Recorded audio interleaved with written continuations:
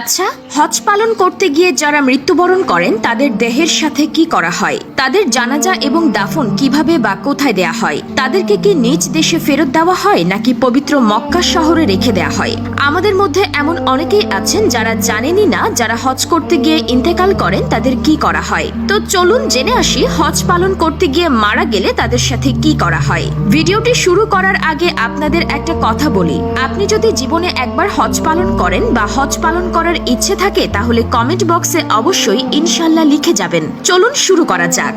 কোনো ব্যক্তি হজে যাওয়ার আগে তাকে হজে যাওয়ার জন্য আবেদনপত্র জমা দিতে হয়। সেই আবেদনপত্রে অঙ্গীকার করেন সৌদি আরবে ইন্তেকাল করলে সেখানে দাফন করা হবে, এতে তার কোনো আপত্তি থাকবে না।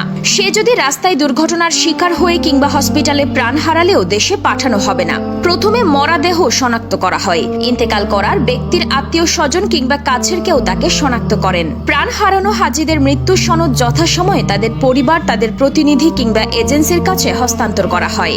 বাংলাদেশ হজ মিশনের কার্যালয় থেকেও এই মৃত্যুর সনদ সংগ্রহ করা যায়। মক্কায় হজ যাত্রী ইন্তেকাল করলে মসজিদুল হারামের তাদের জানাজার নামাজ পড়া হয়। আর যে সকল ব্যক্তি মদিনায় ইন্তেকাল করেন তাদের মসজিদে নববীতে জানাজা করা হয়। জেদ্দায় ইন্তেকাল করলে জেদ্দায় জানাজা পড়া হয়। মক্কার মসজিদুল হারাম এবং মদিনার মসজিদে নববীতে প্রতি ওয়াক্তের ফরজ নামাজ শেষেই জানাজার নামাজ আদায় করা হয়। আবার কোনো কোনো ওয়াক্তে একাধিকবার জানাজার নামাজ হয়ে থাকে। জানাজা শেষে মক্কার ছাড়াইয়াতে তথা হজ যাত্রীদের জন্য বরাদ্দ কবরস্থানে তাদের দাফন করা হয়। এর আগে মরদেহের গোসল করানো, কাফন পরানো, জানাজা পড়ানো এবং দাফন করার সকল যাবতীয় কাজ নির্দিষ্ট বিভাগ করে থাকে। হজ যাত্রীদের মৃতদেহ বহন করার জন্য সেখানে গাড়ির ব্যবস্থা রয়েছে।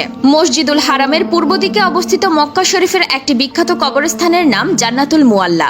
এই কবরস্থানের কোনো কবরই বাঁধানো নয়, নেই কোনো কবরের নাম ফলক। এখানে অনেক সাহাবীর কবর রয়েছে। আমাদের প্রিয় নবী হযরত মুহাম্মদ সাল্লাল্লাহু আলাইহি ওয়াসাল্লামের স্ত্রীদের কবর। আগে হজ করতে এসে মক্কায় কেউ ইন্তেকাল করলে এই জান্নাতুল মুআল্লাতে কবর দেয়া হতো।